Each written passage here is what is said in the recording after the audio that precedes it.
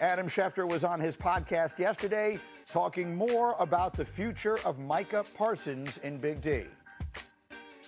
And right now, both sides seem to be angry. Now, have other people put those feelings aside in the past and figured out a way to work out a deal? Yeah. I don't see that happening here. I see these two sides headed towards a divorce in time. The only question is, when is that divorce going to happen and how is it going to happen? Are they going to trade him now? Are they going to trade him after this year? Certainly doesn't feel like these two sides want to enter a long-term relationship together. So it's gotten to that. And again, the Cowboys season kicks off 2 weeks from tomorrow. That standalone opening Thursday night game at the Super Bowl champion Philadelphia Eagles. And you were making a really good point, Lewis, in our meeting this morning. I mean, so much has been said about this situation, but I thought you really framed it well about what you, as one who worked in, front offices and scouting before, why this galls you so much. You work 365 days a year trying to find guys through the draft, young up-and-coming players that can become decades-long players, especially at impact positions. Micah has checked every box in that way, every single box. Impact player, impact position, impact statistics, timelines. He's done everything exactly the way you want. These are the kind of negotiations that when they come up, when the guy is entering into his fifth year, you're just like, okay, what's it going to cost? Let's just get this done. Maybe we should get it done earlier to save us a few dollars because we know that we're operating with a salary cap. But in no way, shape, or form should this be a situation where now you're ticked off over what? This is being hung up over what? Because you had an off-the-record conversation with a player by himself and thought you had a deal, and now you won't talk to his agent. Now it wasn't because the guy got arrested, he failed a drug test, he's a locker room cancer, he's been injured, he's a guy who hasn't produced. He's producing at a Hall of Fame rate. A young player that you drafted. These are the easiest contracts in the world. Everything that's happening with Dallas right now is self-inflicted. It's self-caused. And that, to me, tells me this. Look, you know what you're doing. You know how you're treating this kid. You know, and you know what? You're fine with it. Because what did you say publicly just recently? Hey, man, when things are kind of like going a little bit too smooth, I'm paraphrasing, I like to stir it up a little bit. Yeah. Well, you're stirring it up, all right. An impact player in his prime. Now Adam Schefter is talking about it's not a matter of if, but it's a matter of when. That goes against everything that scouting departments try to do, the team builders try to do. And that, to me, that's just flat out embarrassing. It should be the ultimate win. They traded back in the draft. They moved back in the draft to draft this player. It has been the ultimate success story, and instead because everything about this, because everything is turned personal. Yes. Right. This is supposed to be about business, and in business, it's done a certain way. Lewis knows this. Dan knows this. Greeny, you know this. Like, you have representation because that's who negotiates the finer points of the deal. So when you have Micah Parsons in the room, he's telling you, I want to be a part of this organization. I agree to this what you want. I agree to this what you want. Now work out those finer details, the small print, so we can get this going forward.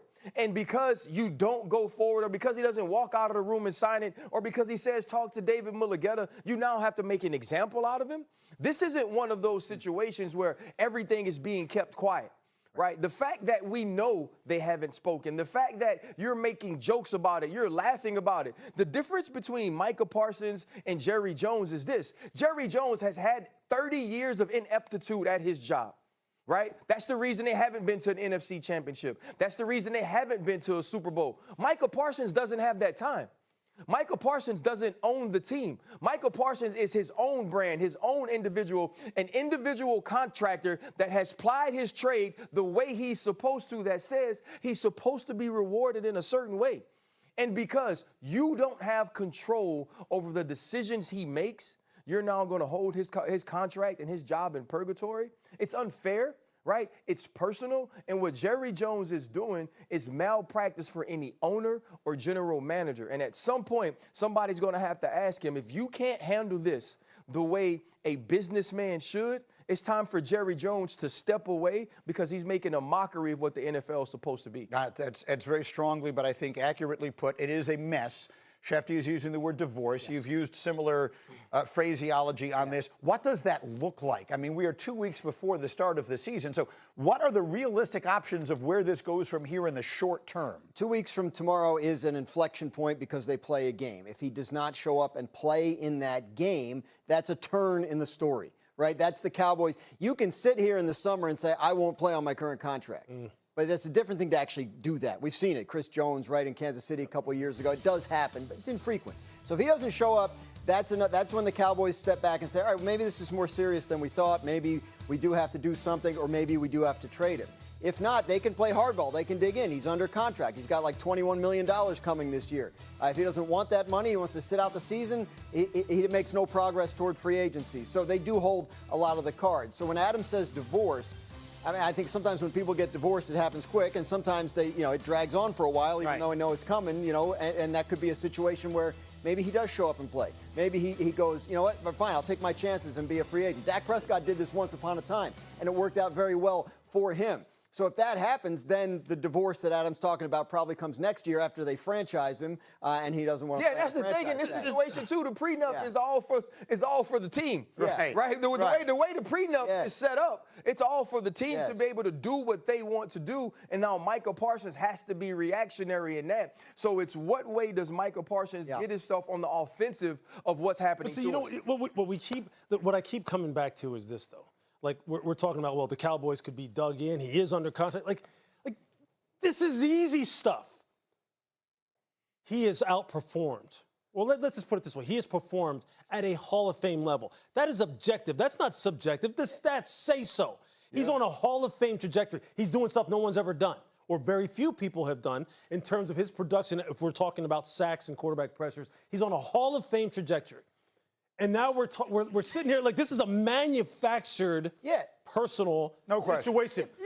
He's not a risk to the team. He's not someone who was like stepped over. Like that is just some bizarre stuff to me, man. All true. But what we're talking about here is like why this situation is different from Dak Prescott a year ago. Right? When you weren't hearing a lot about it. Yeah. When they were still talking at this point and they felt like there was a pretty good chance they were going to get to a deal. But Dak, if they didn't, was like, I'm fine. Like, I'll just play out the deal. This is different because it's gotten personal and it's gotten public and he has made a trade demand. That's my point. Because he personal over what? Like, he never why? locked Dak in the room, felt like he agreed to a deal, and then proceeded to never contact the agent. That's crazy. That's crazy to me. I want to ask you guys a question. I want to ask both of you a question because you were both former NFL players. And you played in different generations and obviously generations prior to this one. So the rules are a little bit different.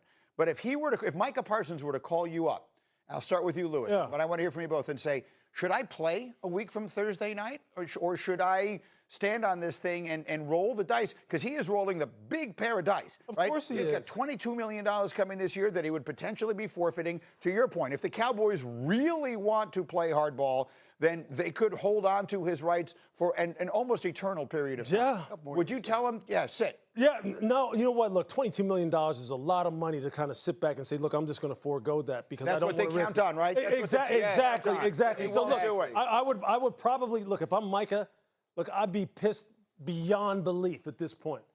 I would play because that money is that money, okay? And you can't get that back. But the fact of the matter, trust me, every single minute, I mean, I'm not even Micah Parsons, and I'm thinking about it like every single minute I'd be thinking, how in the hell is this happening? Like, why are you doing this to me? Why did you try and take advantage of me in a conversation that we're having, a personal one-on-one conversation? Because I trust you, right? You're the owner. I'm talking to you as a franchise caliber player. Obviously, you have afforded me the privilege of having these one-on-ones, and now you're trying to take advantage of me, and you won't talk to my guys? Like, what is that? Yeah. What is that? You also have to remember, it was supposed to be a conversation on leadership. Right. It wasn't supposed to be a contract conversation. And so, like, if Michael was to call me, you know what we have to tell him, Greeny? I don't know because it's you.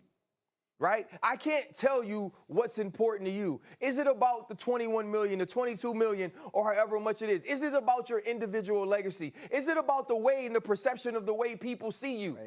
Right? Because it is such a personal thing for a player, which is why it's so foul the way it's been played out. Yeah. And so for Micah Parsons, it's saying, if I go into work every day, can I even be myself?